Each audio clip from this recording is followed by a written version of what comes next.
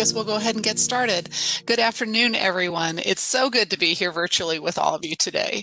I'm Lisa Lewis, Head of Research and Learning at Bell Library. And on behalf of the library, I'd like to thank all of you for joining us today to celebrate our Fall 2020 Outstanding Faculty Speaker, Dr. Daniel Bartholomay. The Outstanding Speakers series is co-hosted by the library and the Center for Faculty Excellence. The selection process is competitive, and our speakers are chosen by the members of the Center for Faculty Excellence Committee. In fall semesters, we celebrate a faculty member participating in research and scholarship. And in spring semesters, we focus on outstanding faculty participating in creative endeavors. This program allows us to highlight the work of our faculty and share scholarship across the Island University. And now please welcome Dr. Mark Hartlaub, Dean of the College of Liberal Arts, who will introduce today's speaker. Thank you very much. Yeah, it's my pleasure to introduce Daniel Bartholomay today. He's an assistant professor of sociology here at TAMU-CC. He began last fall, so this is just his second year here, and he's making waves. That's what you have to say at TAMU-CC. He earned his Ph.D. in sociology from University of Wisconsin at Milwaukee. He's got articles published in Sociology Compass, Society and Mental Health, Teaching Sociology, and others as well. He was the winner of the Graduate Student Contribution to the Sociological Scholarship of Teaching and Learning Award at the 2018 American Sociological Association section on teaching and learning. So he has, found a way to really take his scholarship and use it and study teaching and learning as well. He's received several internal grants, including a big one this year from the Research Enhancement Grant from the Office of Research and Innovation. He's got over a dozen conference presentations in the last 5 years. Definitely has the capability to really be, an agent of change in a lot of different ways. And so I welcome Daniel Bartholomay. Thank you, Lisa and Mark, for those introductions, and a special thank you to Emma and everyone at the library for making this event happen, especially in the era of COVID. I know planning things during this strange time takes a little more creativity and a lot more effort. So thank you for making this event possible. So I'm just going to pull up some slides here, so bear with me for a second.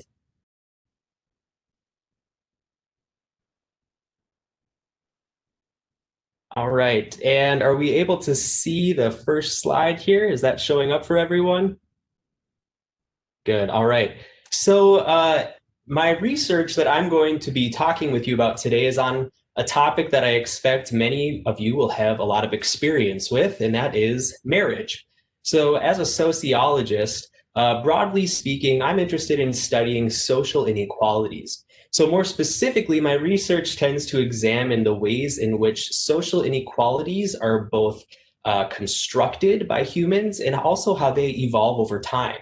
So some people may be wondering, well, if this guy studies social inequalities, why does he study marriage? In our society today, marriage definitely has somewhat of a positive connotation. People often associate it with love and romance, things of that sort.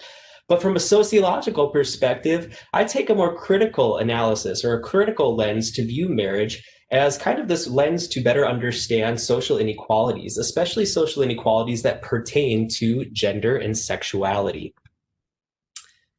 So being married is a privileged identity in our society. And what that means is that being married affords certain benefits or advantages to people that aren't necessarily equally accessible to individuals who aren't married.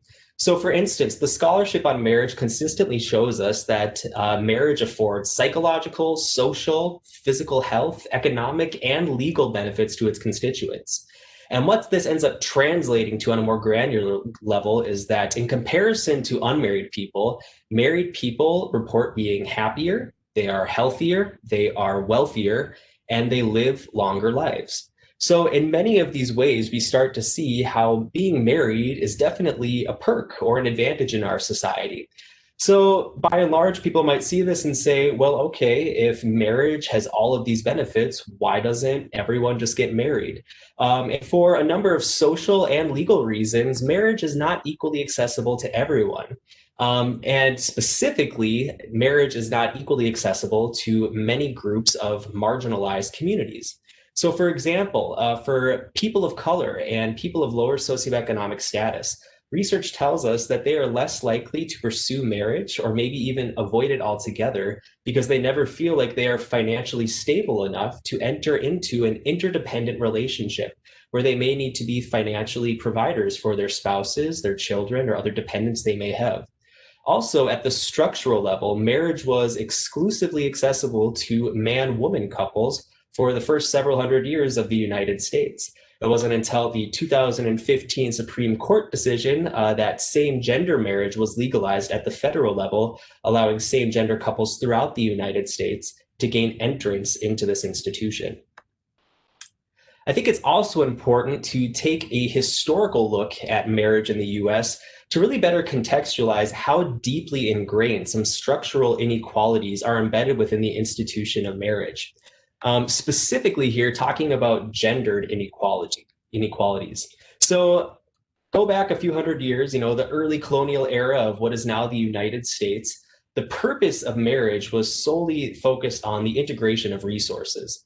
Marriage was really a business transaction. The purpose of it was for two different families to combine their political and economic resources to try and provide better quality of life for both entities involved. Another important aspect of this business transaction is that one of the items being sold or transitioned in this transaction was actually women. Women in the colonial era of the United States were considered to be property of men. So a woman was literally considered the property of her father until she was married off, at which point she became considered property of her then husband. So we start to see how some of these patriarchal traditions of marriage really have imbued this institution with a lot of gender inequality that has disenfranchised women. And we see that still today. And I'll talk a little bit about how the norms and the customs associated with marriage today still skew to disadvantage women and empower men. Marriage also has been a heteronormative institution for centuries, meaning that it has served to privilege and normalize heterosexuality, while at the same time disenfranchising homosexuality. And the easiest way to see this is that, again, for centuries, marriage was exclusively accepted for man-woman marriages, and same-gender couples were excluded from even entering this institution of marriage. Now, the reason why this matters and the reason why this contributes to inequalities is, like I said, being married matters in our society. Married people, again, healthier, happier, live longer, wealthier, more financially stable.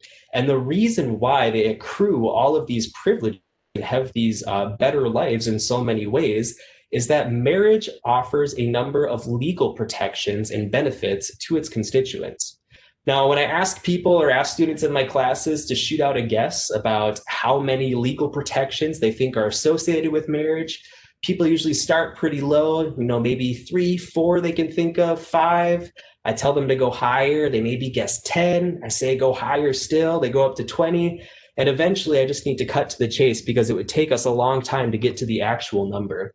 A recent report from the Congressional Budget Office in the United States reports that there are 1,138 legal rights and benefits associated with being married in the United States today.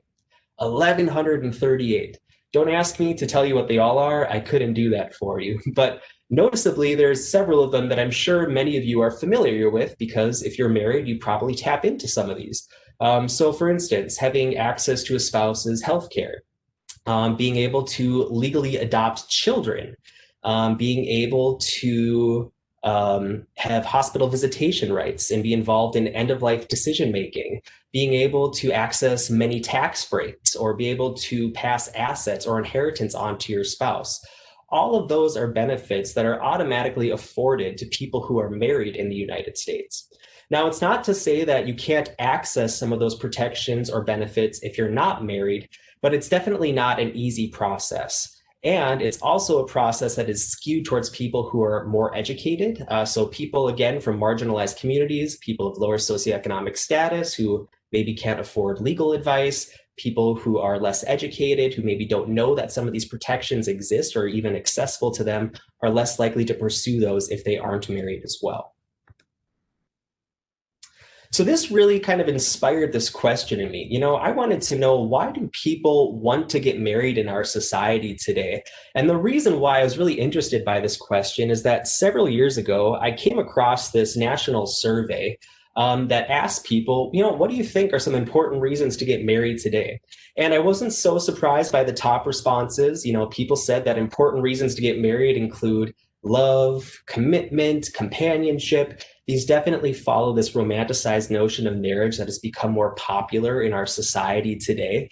But I was surprised to see that these legal protections and legal benefits associated with marriage were among the least popular responses. As you can see, only about 25% of Americans said that financial stability and legal rights and benefits associated with marriage were very important factors or considerations to take in place when deciding whether or not to get married.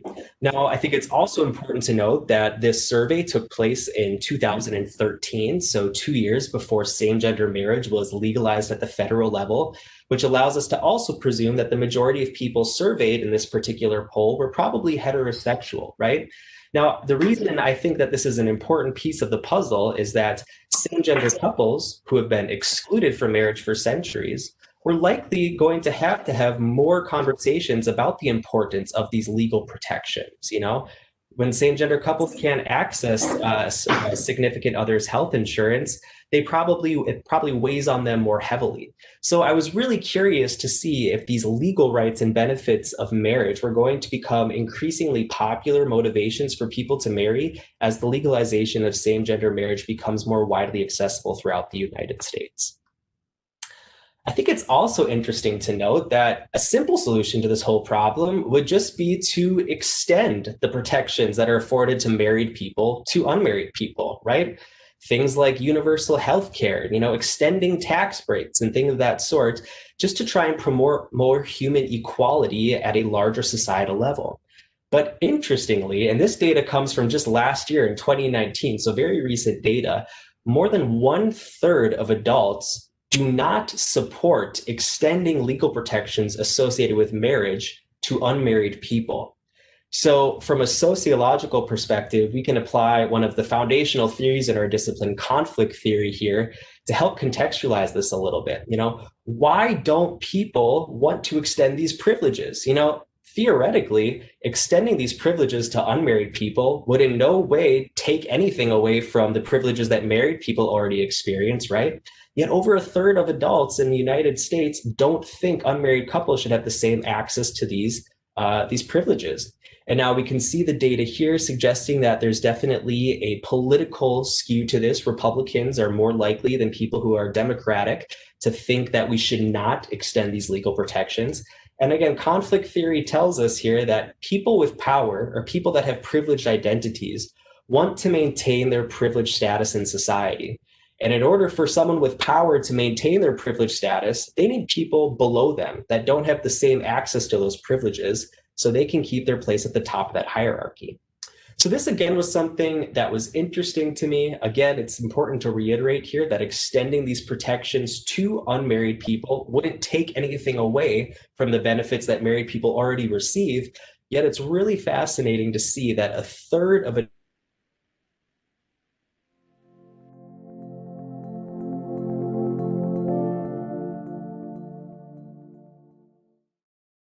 institutions in our society, we might also start to expect that marriages are going to become more egalitarian and more supportive of gender and sexual equality.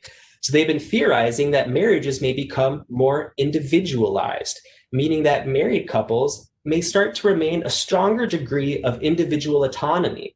Spouses may become less interdependent with one another. And this, they argue, would be a good thing because more individualization would suggest that women are increasingly becoming more powerful, more autonomous in their marriages, which would be an indicator that gender equality is rising. So to assess whether or not individual marriages are becoming individualized, researchers are starting to measure whether or not these traditional interdependent marriage norms are being challenged. So essentially that would just look like the complete opposite. So individualized marriages would be those in which spouses keep separate last names, keep finances separate, potentially even live apart in different households, don't have children, and they have more egalitarian divisions of labor. Now, it's interesting that while some sociologists are theorizing that marriages may be becoming more individualized, the vast majority of empirical evidence suggests that marriages today remain largely interdependent. So we'll look at some data here to help illustrate this point a little bit more clearly here. I'll have these interdependent practices, these norms associated with traditional marriage on the left column here. And on the right, I'm showing the percentage of married couples in the United States that follow these customs today. So you can see that approximately 90% of marriages in the United States still share the same last name. And this is interesting because the vast majority of marriages are couples that share the same last name. It is the woman in a man-woman relationship who will take the husband's last name. And again, this practice of a woman taking a man's last name after being married stems back to the colonial era and coverture laws, again, where women were considered to be the property or the possession of their husbands. So again, we see how these practices, the interdependent marriage customs, are really imbued within these gender and sexual structures of inequality. 90% of married couples today pool finances. About 97% of married couples in the US live together. 94% of married couples either have or desire to have children. And as you can see by the little asterisk there, that this particular statistics reflects married women between the ages of 36 and 44. The vast majority of marriages today still practice some form of gender division of labor. I can't put a specific statistic on that because the gender division of labor is definitely a more multifaceted and complex sociological phenomenon to operationalize, but I can offer several examples from the research to reiterate this point. We know that in man-woman marriages, women today still are burdened with a disproportionate amount of unpaid work in the home front. This holds true even in dual earner households. So even in marriages where men and women are both working full time, women still experience a disproportion of work when they return home. And this phenomenon, of course, in sociology, we refer to as the second shift that women are expected to complete after completing their first shift in the paid workforce. They have a second shift waiting for them at home. The research in this area also tells us that the second shift becomes increasingly burdensome for women in marriages where children are present. And you can see that since 94% of marriages either have or desire to have children, we can anticipate that the second shift is increasingly burdensome upon women in the United States today. We also know that in the workforce, women experience discrimination there still as well. There is a gender wage gap in our society. Women, specifically white women today, still only earn about 80 cents to the man's dollar in the workforce. Women of color earn substantially less than that. An important note that we need to be paying attention to intersectionality when we're studying these things and not just looking at gender in a vacuum here.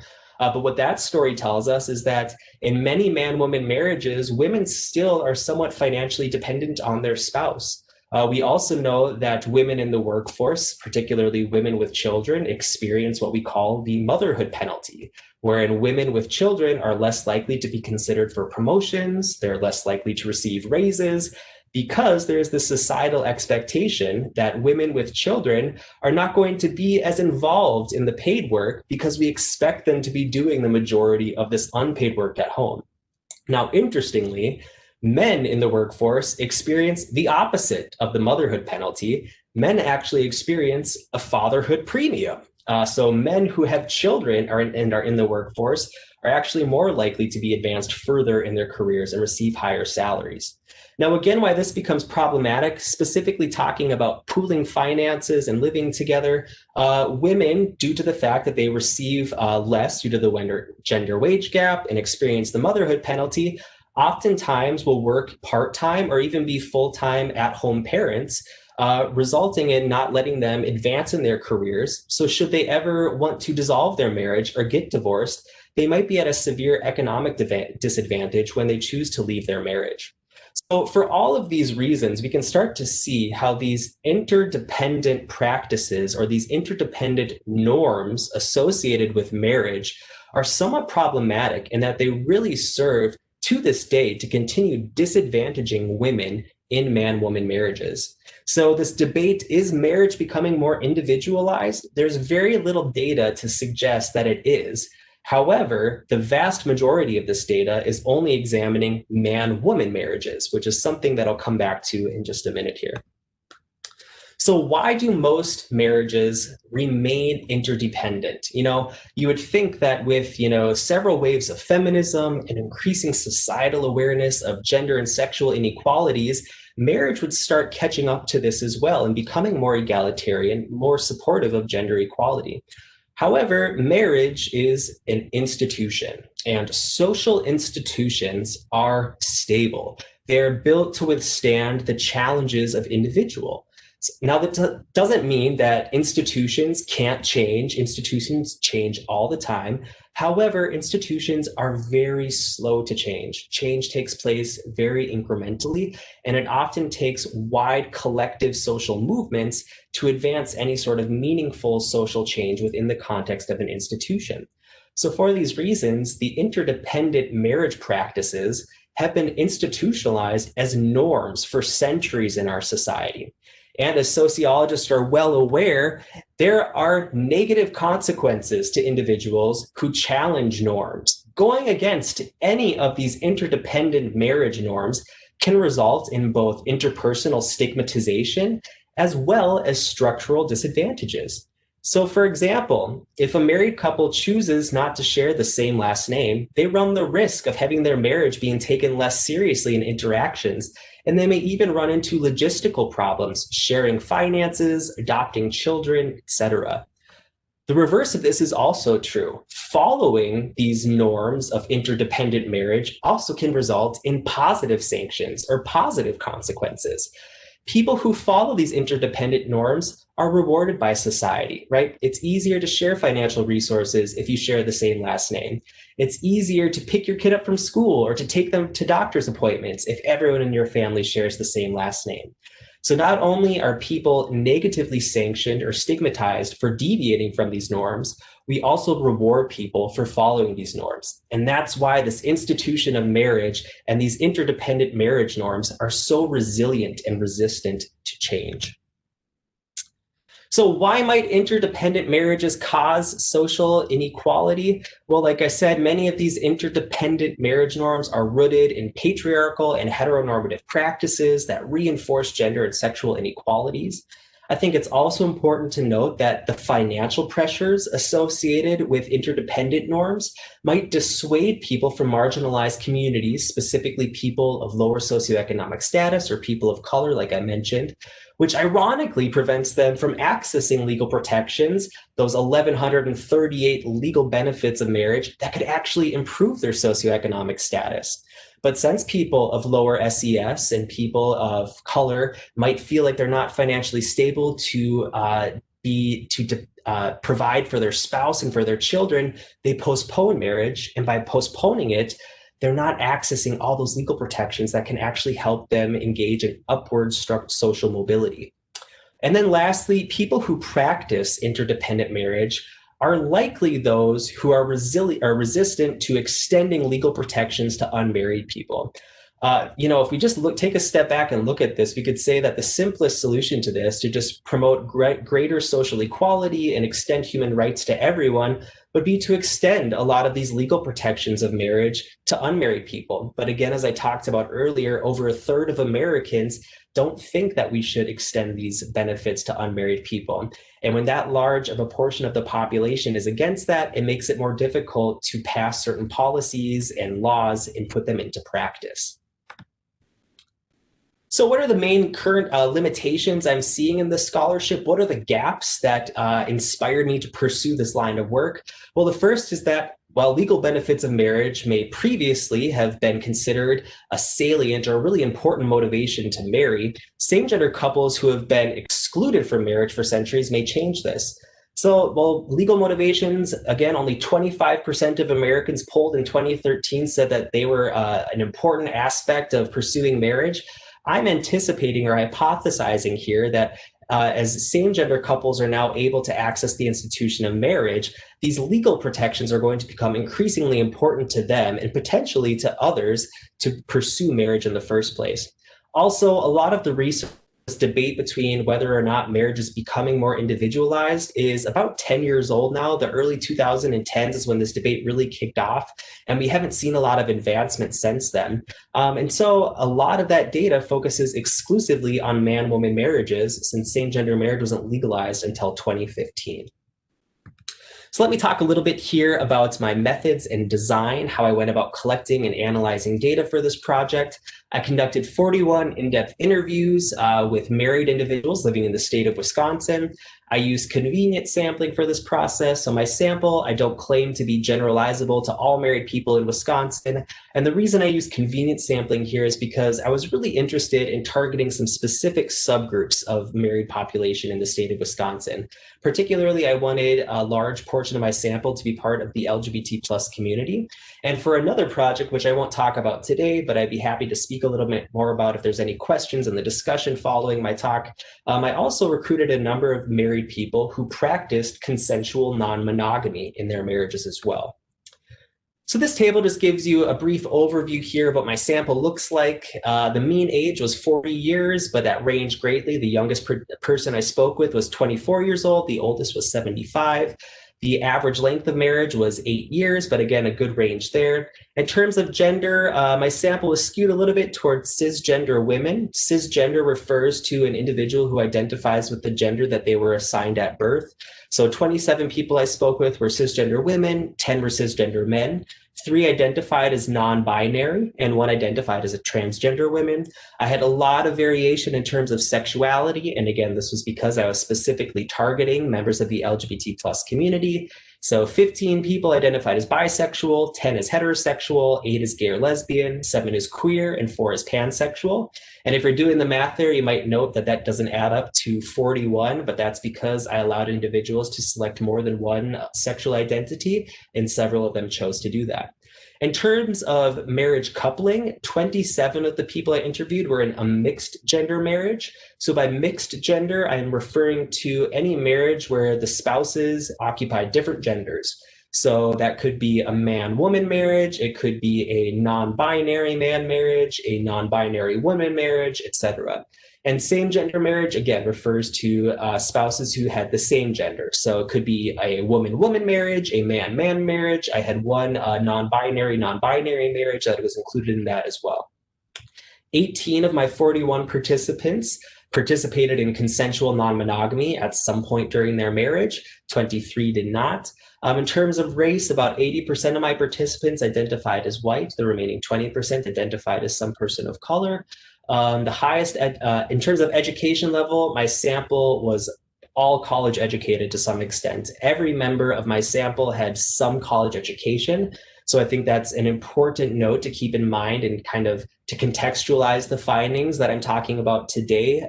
These are definitely findings representing a college educated or a more highly educated group of individuals than what would be typical of the representation of Wisconsin. In terms of household income, again, kind of skewed towards upper middle class. The mode income, or the most frequently occurring income, was in the range of $60,000 to $79,000. And lastly, my sample also largely skewed towards being not religious and liberal. So again, I think these are important demographic factors to keep in mind as I start sharing some of my findings. My sample was largely educated, not religious, and liberal. And I think this kind of is an interesting context to position some of my findings in, and I'll talk a little bit more about that in just a minute. So really quickly, in terms of my data analysis, how I went about analyzing this data, I used semi-structured interviews, meaning I had a list of questions going into my interviews, but I oftentimes veered off from those questions, asked follow-ups, and probed for further information as necessary. I conducted these interviews both in person and over the phone. The average length of interviews was 74 minutes, but those ranged. My shortest interview was 35 minutes. My longest was 140 minutes. The interviews were all audio recorded and transcribed by myself and a team of remarkable undergraduate research assistants, all of whom identified as part of the LGBT plus community. So that was really great as well. In total, I ended up with 51 hours of data, which translated into several hundred single-spaced pages of transcribed interviews. So to analyze these transcriptions, I use the qualitative analysis software in vivo, and I leverage grounded theory techniques. So first, I've used the practice called line-by-line coding, where I literally assigned a brief code or phrase to capture the meaning to every single line of those several hundred pages of interview data. So a very time-consuming data analysis process. But the purpose of line-by-line coding is just to help us as qualitative researchers kind of briefly summarize the meaning of all of the lines or all of the sentences within our data. Once I finished line-by-line coding, I then went through those transcripts and organized the line-by-line codes into kind of meaningful groups in this process called focus coding. So the purpose of focus coding is just to help us generate the most salient or the most commonly occurring themes that are coming up in our data.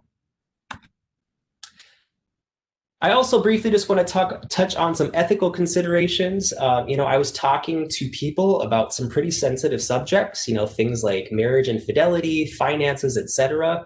And so I really wanted to be careful in ensuring that all of my participants felt very comfortable in these interviews.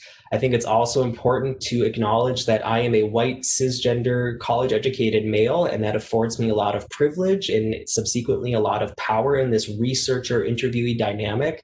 And I tried to be really conscious of that and level out that power dynamic as much as I could by offering some simple ethical considerations. So for instance, I let every one of my participants choose if they wanted to conduct the interviews over the phone or face-to-face, whatever modality they were most comfortable with. I also allowed all of them to choose the location of our interviews. Many of them elected to conduct them in my office on campus because that was a private and secure location, but some preferred to conduct the interviews in public settings, including coffee shops or cafes. And I also, of course, reminded them that any of the questions I'm asking them that they're uncomfortable answering, we can skip over them.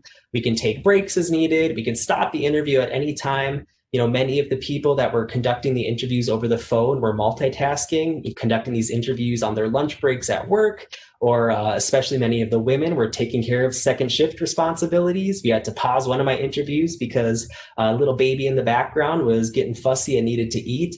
And I let them know that that was totally fine and we could pick up the interview later in the day or later in the week, whatever. So again, I think these ethical considerations are important, especially working with marginalized populations as I was, to help them know that, I'm here in this capacity as a researcher to really try and just better understand these systems of inequality to advance greater sexual and gender equality throughout our society. So with that, let's dig into some of the findings here. So the first research question that I was kind of interested in pursuing here was, do legal benefits influence decisions to marry?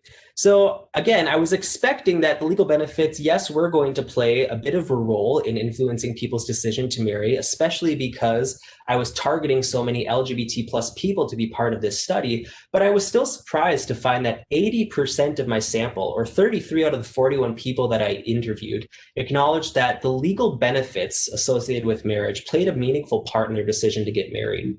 So just to put some context to this, 93% or 13 out of the 14 people in same-gender marriages that I interviewed said, yes, these legal benefits were an important part to marry.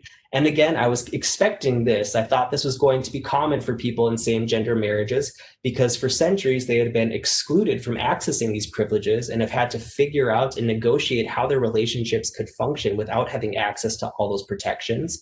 But I was really surprised to find that 74% of the people that were in mixed gender marriages, so that resulted in 20 individuals, also said that the legal protections of marriage played a meaningful role in their decision to get married. Now, if you remember back earlier, that 2013 poll of predominantly heterosexual people found that only 23% of Americans suggested that the protections of marriage were an important reason to get married. So 74% is significantly higher than that. But again, I attribute this because a lot of the people in mixed gender marriages that I interviewed were part of the LGBT plus community. So for example, a lot of the bisexuals that I interviewed were in mixed gender marriages, but previously had been in same gender relationships. So in those same gender relationships, they likely had to have these conversations about, all right, well, if we can't get married, how would we go about accessing healthcare? How would we go about adopting children if that's something we wanted to do? So I expect that's why the 74% is so much higher than the national average of 23% from 2013. So I'm going to briefly talk about 4 of the most commonly occurring or the most salient focused codes that occurred in my analysis. And those had to do with sharing healthcare, hospital visitation and end-of-life decision-making, protecting family and inheriting assets, and gaining parental rights. So sharing healthcare was probably the most commonly discussed theme that I picked up on regarding legal protections as an important factor influencing marriage. And this was true regardless of being in a mixed gender marriage or a same gender marriage. So Emery, a 48-year-old heterosexual woman who's in a mixed gender marriage, told me that she was in a happy long-term relationship with her significant other for nearly 10 years before they decided to get married. So when I asked her what was the turning point that made her decide to get married, she told me this. He, her husband, had a health scare. He had a cancer diagnosis. And I think for both of us, it kind of was the realization that there's a lot of legal reasons to get married and just logistical reasons in terms of taking care of each other from a healthcare standpoint and inheritance and all that kind of financial stuff. So that's really what prompted the conversation. The reason to actually legally get married was probably 90% the legal benefits. Trevor, a 33-year-old bisexual man in a mixed gender marriage, also talked about how important having access to health care, joint health insurance was in his decision to get married. So Trevor was actually engaged to be married to his then fiance, but his fiance was transitioning jobs. And as many people who transitioned jobs, she had a brief period of time where she was without health insurance. Now, they thought that this was going to be fine, but unfortunately, during that transitional period, Trevor's fiance had a concerning medical exam.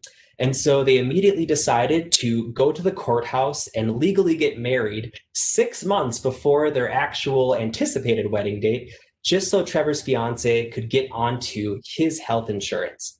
So I asked Trevor, well, what do you consider your actual anniversary? The day you legally got married or the day you held your wedding ceremony? And he said, oh, definitely the day we held our wedding ceremony with family and friends. We jokingly referred to our legal marriage as our insurance anniversary. And he said he couldn't even tell you what the actual date was that they legally got married at the courthouse. So being able to access health insurance or have access to healthcare and being able to be part of those conversations was definitely a very important theme that was reoccurring in a lot of these interviews. Another area related to this was hospital visitation rights and end-of-life decision-making. This was a particularly important protection for people that were in same-gender marriages, chiefly because many of the people I spoke with in same-gender marriages experienced a lot of tension or resentment from either their in-laws or their own families for being in same-gender relationships. As Layla, a 33-year-old bisexual, queer, pansexual woman in a same-gender marriage said, we started talking about very logistical and practical things, like what if you get in a car accident and you're in the hospital? Are they going to call your mom or are they going to call me?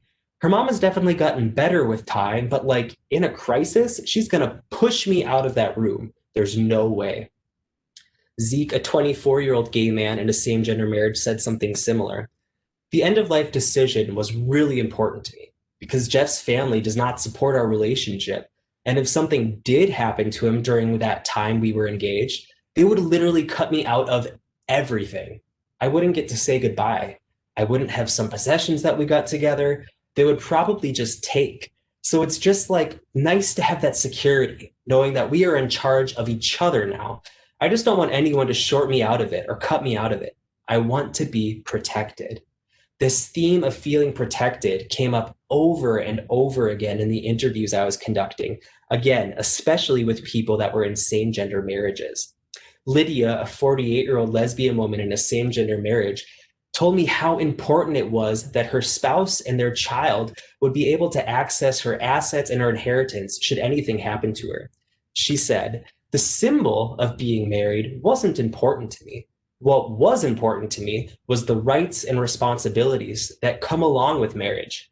I wanted to make sure that if something happened to me, all of my assets would be left to Krista and my daughter, the same way that it would be for any spouse. That was number one. Just wanted to protect our family." Leona, a 39-year-old bisexual woman in a same-gender marriage, felt very similarly, saying, "I think when it comes to knowing that we want to raise a family, and knowing if something happened to one of us, having a legal right to make sure that we had access to them in the hospital or making decisions on their life, or if it came down to the children, that we had equal rights to both being parents to that child. And with marriage, sometimes that makes it a little bit easier." So as you can see, a lot of these discussions about protecting families started to be centered around whether or not people wanted to have children. And again, especially in same-gender relationships. Probably the most emotional interview I conducted was with Chester, a 44-year-old gay man in a same-gender marriage. He told me that his decision to get married to his spouse was almost purely based on protecting their children. He explained, "We started adopting children when we were not married. And when we were adopting children, it was what we expected. It was slightly insulting because we had to pick who was going to get which children. And that sucked. We were okay with domestic partnership. We were pretty much figuring that was going to be it. We had thought about going to have a ceremony done, but then that felt silly to have a ceremony that really wasn't going to do anything. It almost felt like a fake wedding, you know? So then when same-gender marriage, became legal, it was definitely what we wanted." I followed up with Chester and asked him, "So how important were the legal protections of marriage in your decision to get married?" He replied, "Huge, huge, huge, huge, especially with the children. Like I said, before we were married, we had to pick who was going to be which child's parent legally. I went up against the judge because I was having a difficult time deciding on, one of the things, who was going to be the legal parent of one of their adopted children. And the judge said to me, 'You need to make a decision.' And I said, 'I'm faced with the decision of which child is not going to legally be mine. And if it ever comes down to someone passing away, I am a stranger by law to that child.' And he, the judge, said, 'I see your point.' So he gave me more time." So you can see how powerful some of these conversations were and how important these legal protections of marriage were, especially to individuals who are in same-gender couples. Quickly, I just want to talk a little bit about my other research question here, which is, are marriages becoming more individualized? So I was looking at those norms or those behaviors of interdependent marriages and seeing whether or not they were being practiced amongst the people I was interviewing. And to speak with broad strokes here, I pretty much received mixed evidence. The majority of individuals practice some combination of individualized and interdependent practices, which I was kind of expecting, but I was also cautiously optimistic that since the majority of people I interviewed were part of the LGBT plus community, that they were college educated, that they were liberal, that they were going to be more likely to practice some of those individualized practices that would indicate that marriages may be becoming more egalitarian. But like I said, it was a pretty mixed bag. So I'll just talk about one of those practices that I mentioned earlier, choosing last names. And what I found in my sample was that 44%, so 18 of the 41 people I interviewed, did not share the same last name as their spouse. So this 44%, again, significantly lower than that 90% of married people at large that I talked about earlier. But again, this is most definitely because of the demographics of my sample skewing in those ways. I also think it is important to note that not one man that I interviewed in a mixed gender marriage took his wife's last name.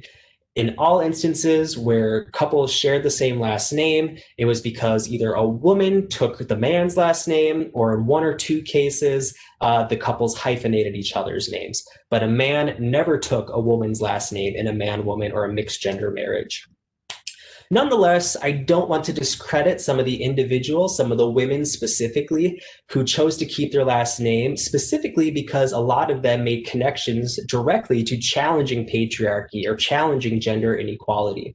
For instance, Evelyn, a 51-year-old pansexual woman in a mixed gender marriage, said, "I would never take somebody else's last name. Why would I do that? Nobody owns me."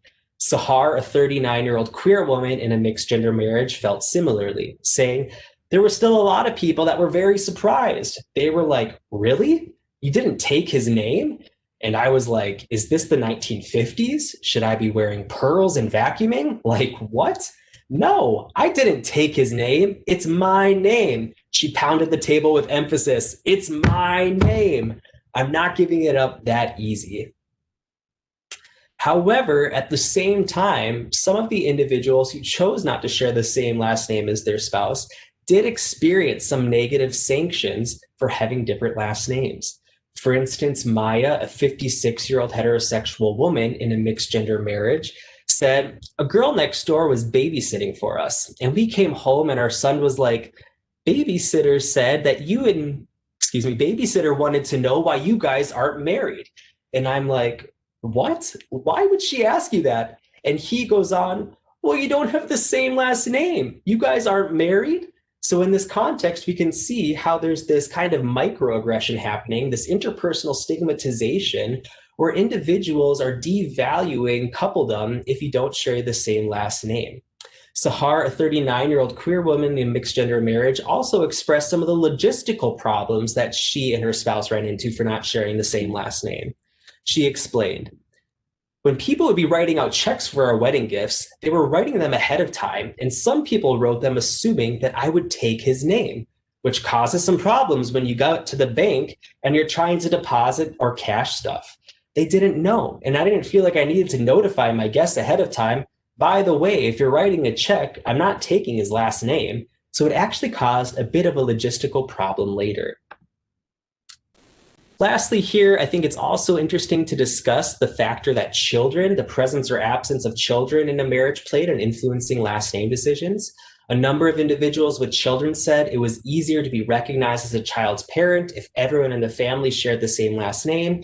And on the flip side, a number of married people without children acknowledged that they felt no need to go through the hassle of legal name change, since they did not need to worry about justifying parental status during everyday interactions.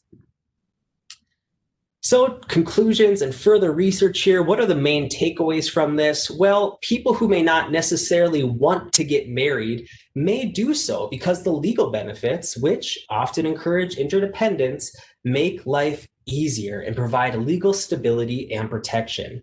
As I talked about previously, reviewing some of the literature in this area, this can be problematic as these interdependent practices often endorse patriarchal and heteronormative norms, slowing progress towards social equality within the institution of marriage. So just to reiterate this, a growing number of people, specifically women, LGBT+, white, college-educated, liberal, less religious, reflected by my sample, may not necessarily want to be married, but they want the legal protections that marriage has to offer.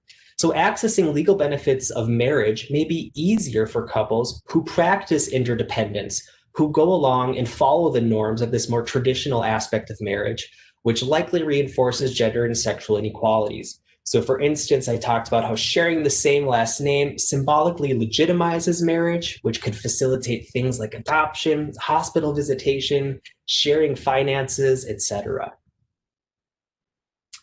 So what are some potential paths to greater social equality here? Well, I think that this is kind of a two-pronged approach. I think one path that could be taken in society is first just by extending these legal protections, despite the fact that about a third of Americans don't think these legal protections afforded to married people should be extended to unmarried people. You know, perhaps this is a trend that could become increasingly popular in the United States. It's definitely something that has taken place in other countries, you know, policies like universal health care, being more lenient with tax breaks and things of that sort to unmarried people. And hypothetically, extending those protections could make marriages less interdependent, meaning that people might feel less pressure to follow those interdependent norms if they already have these protections without following those practices, which could result in equality. Another approach here might be focusing on making it more socially or societally acceptable to practice the individualization of marriage. So encouraging more people, specifically women, to not feel pressured to take their spouse's last name, not suggesting that spouses need to be interdependent in terms of finances and pooling resources. And in doing this, this could encourage more people to get married, specifically people of lower socioeconomic status or people of color who postpone marriage. And by encouraging these individualized behaviors, like I said, this could extend those legal protections of marriage, those 1,100 some benefits, to a broader swath of marginalized communities, which could also result in more equality. So the good thing about these two approaches here to equality is that it doesn't need to be either or. These are things that we could work on simultaneously in society, which is a good news, I would say, from a sociological perspective. So some potential directions for future research, I would definitely love to see some larger scale studies with larger, more representative samples examining LGBT plus people's marriage practices. Unfortunately, this is kind of difficult to achieve because same-gender marriage specifically is still a relatively new phenomenon, and there are some sampling and population limitations with reaching large numbers of LGBT plus people, especially married LGBT plus people. I'd also think that we could pay more attention to differences in marriage practices that result from demographic differences. So I think regression analyses could be really beneficial here, so we can really see what specific demographics, is it religiosity? Is it political views? Is it gender? Is it sexuality that are driving people to either behave more interdependent or more individualized within marriages? And then lastly, I think there's a lot to learn from examining what's happening in other countries where marriage is already more individualized and legal protections have already been extended to people who are not married. So with that, I will thank you all for your attention. And with the time that we have left, I'd be happy to answer any questions that you may have. Thank you.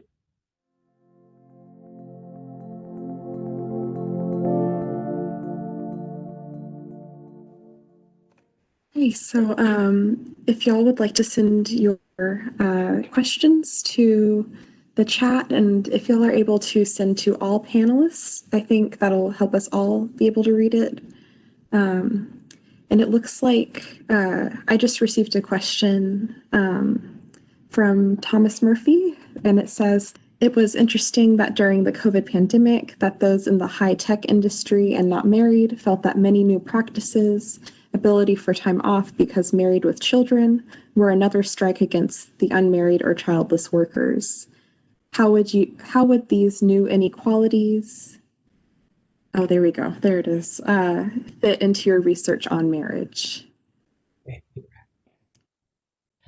So if I'm understanding your question here, basically understanding how people without children experience a penalty here as well. And I think, again, that would fall into this claim that marriage is not becoming individualized. So again, having children is one of these interdependent norms that we expect still largely of married people today. And in fact, there's an interesting trend in demographics. For several years, people were postponing having children, having fewer children. More people were not having children, period, up until the last couple of years. And now that trend is actually starting to tick up, where more people are having children again.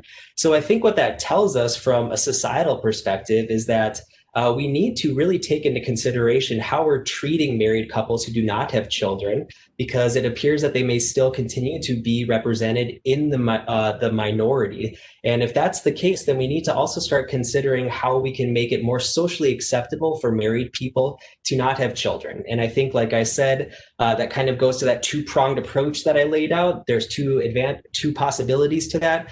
We either need to do a better job of extending protections that we give to married people to all people, so whether that's unmarried people or even married people without children, or we could just do a better job as a society in trying to engage in a social movement where we make it more socially acceptable for marriages to be individualized, and hopefully that will serve as the catalyst to result in those extended protections as well. Awesome. We had a question from Pamela earlier that said, great job, Daniel. What type of differences do you think you might find in South Texas? Interesting. So I should note, again, my sample was very skewed. I was trying to recruit people throughout the state of Wisconsin, but the vast majority of people who participated in my study came from the larger metropolitan areas, Milwaukee, Madison, Eau Claire, things like that. So again, it was skewed towards college educated, very liberal, majority LGBT plus, as that was an intention of my research. Thinking about demographics in South Texas here, the population in our area, the coastal bend, is more religious, especially Catholicism. We also have obviously a predominantly non-white community here. And again, being Hispanic or Latino ties into the Catholicism in the area. So I would expect marriages here to be more interdependent, to follow more of those quote unquote traditional norms of marriage, sharing the same last name, following gender division of labor, definitely having children. So I think that would give further evidence, again, to the stability of marriage as an institution and the reluctance of institutions to make any change over time. We have another question from Jared that says, thank you for very important work. How might this conversation shift given new concerns about the temporariness of same-gender marriage, given Amy Coney Barrett's Supreme Court appointment? What happens if we think about same-gender marriage as transient? Right. Really important point. So for those who've been paying attention to the headlines, there's been discussion amongst Supreme Court justices about repealing same-gender marriage from the federal level, which would then mean that it would go back to being a state-by-state basis. And of course, this becomes problematic because state-by-state basis means that the Democratic or Republican lean of the state really determines whether or not same-gender marriage will be legalized at all. And then further beyond that, it would also go back to determining policies for domestic partnerships or civil unions within those states. Now, some states, but typically left-leaning Democratic states, have civil unions or domestic partnerships that extend most, if not all, legal protections of marriage to same-gender couples. So you have the legal benefits, but you don't necessarily get the symbolic power that's associated with marriage, which is important. I think few of the quotes that I shared today really emphasize that symbolic meaning of what being marriage is and how sometimes those stigmas or those negative sanctions we receive in interpersonal interactions that don't necessarily have to do with the laws or the legal protections can still have negative consequences on us as well. So I think this is a really important decision. Obviously, I'm very interested in seeing what comes of it. I think research is going to really need to pay attention to this. And specifically, I'd like to see some data, again, some empirical evidence focusing not necessarily just on people's attitudes about whether or not same-gender marriage should be legalized at the federal level, but really seeing the tangible consequences if it gets repealed, if states have to go back to making state-by-state bases. What are the actual consequences on people in same-gender couples? How is it affecting them specifically? And I think that's the evidence that becomes really important in informing policies, hopefully moving towards greater social equality. Jennifer says, thank you for this wonderful talk. I was wondering if there have been any changes to the laws about adoption work, or if those are state by state. I mean, the man who was only legally connected to some of his children are having to choose. Right. So interestingly, a lot of people assume that since same-gender marriage, at least for the time being, is legal across the United States, that same-gender adoption laws fall within that. But that's not necessarily the case. Adoption laws still run largely on a state-by-state basis. So there was a really interesting article, I can't remember where it was published a few years ago, that said you could legally be recognized as the parent of a child in one state, drive across a state border, and all of a sudden no longer be legally recognized as the parent. So this is something that's obviously still a very important issue in terms of LGBT plus equality, and it's going to become an even more significant issue should the Supreme Court choose to repeal the Marriage Equality Act. Okay, so it looks like we have a couple more questions, if that's okay. Sure. We have one from Michael that says, I love your work. Question, marriage is gendered. Marriage is about power in a lot of ways. How is power a part of the marriages you studied? Are there ways power was used to either undo or maintain privilege? The quick and probably unsatisfying answer is both. As I was interviewing people, it was really interesting. I was trying to really carefully parse apart when I felt like I was being lied to by people. You know, a lot of the people, like I said, leaned liberal. They were college educated. So I think a lot of them had an understanding that, you know, gender inequality in marriage is bad, that women should have equal rights, that we should have equal divisions of household labor. But I could tell when I was asking people some questions, I actually had a whole page of questions where I asked them, you know, who washes the dishes? If you have kids, who picks them up from school? And as I looked at those, the percentages that I got, it started to tell an interesting story in that if I looked at the aggregate level, women still were burdened with a disproportionate amount of work. But I also took notes about when people have to really pause in their responses to those questions. And it was oftentimes when I was asking those questions to men where I could see the wheels kind of turning in their head, almost as if they're trying to give me a calculated response, what they think I want to hear versus what I actually hear.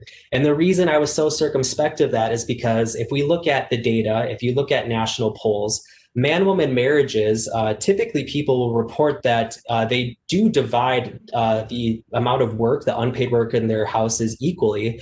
But if we look at, for example, the American Time Use Survey, we see that women still do report actually completing more of that work when we focus specifically on counting the actual number of minutes that are being conducted each day. So I think it's really interesting that, you know, the power dynamics are important. I think people are becoming more aware of it, but just because we're aware of it doesn't necessarily mean that we're putting it into practice. Again, because these norms are institutionalized, you know, it doesn't necessarily mean that we're trying to promote gender inequality in our relationships. But if we were socialized in these ways and we see these patterns being perpetuated in agents of socialization, including the media, in our own families, in our friends' families, it can be difficult for us to actually address those changes in our own lives as well. Okay, so a next question is from N, who asks, what role do you think privilege has on women's same gender marriages? For example, can it be assumed that it might be more likely than the person that is more financially stable's last name will be the one to be taken after marriage, or what other factors? So this is another really interesting conversation that unfortunately we don't have conclusive data on. It's kind of inconclusive, in fact. Some studies suggest that same gender couples, including women couples, and man couples for that matter, are more likely to practice egalitarian gender divisions of labor and follow more of those individualized customs. But there's also some research that suggests that even in same gender couples, there is still a gendered connotation for the division of labor. So what that translates to, for example, even in a woman-woman marriage, the woman who is more feminine identifying would typically be tasked with more of the work that a woman would complete in a man-woman marriage, and the woman who is more masculine identifying would complete less of that work. So yeah, to your point, what would happen, if I would presume that in those instances, again, if those findings end up maintaining their weight, like I said, there's a little bit of evidence on both sides of this here, but I think it could be a reasonable hypothesis that in marriages, the person who is predominantly the breadwinner, even in same gender marriages, would probably take on the more of the power that men would take on in typical man-woman marriages. Next, we have Kristen, who asked, you mentioned that the naming practice is rooted in patriarchal traditions. Do you think both partners changing their last names to the same hyphenated last name would help? I would say yes, because, it's an indication of equal opportunity then, right? So I still think it would be great if we had, it's kind of this, well, I should say it's better than, it's a good step in the right direction. I still think it would be great if we saw more men in society, specifically in man-woman marriages, taking the name of women, right? So instead of just expecting women and men to meet in the middle, maybe men can actually, give up some of that power and be more egalitarian in those marriages. But if it comes down to an either-or situation of a woman taking a man's last name or partners hyphenating names, I would say hyphenation is definitely more of a feminist approach. And it looks like this might be our last question, if there aren't any more, from Lisa, who says, there was an interesting article in The Atlantic in October titled, "What if friendship, not marriage, was the center of life?" And then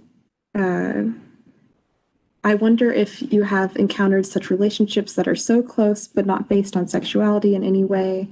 Might we ever move towards giving such relationships privileges in our society?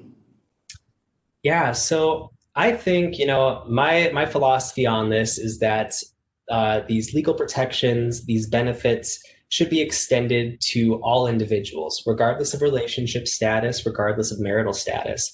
And this is maybe a little somewhat controversial, but I think the end goal is that we should be achieving a society where platonic relationships can have some of these same protections that sexual romantic relationships were. A growing number of individuals, especially in younger generations, are starting to identify as asexual. And some of those individuals, do pursue relationships that are more based on friendship or maybe at times based on romance, but less so than non-asexual relationships.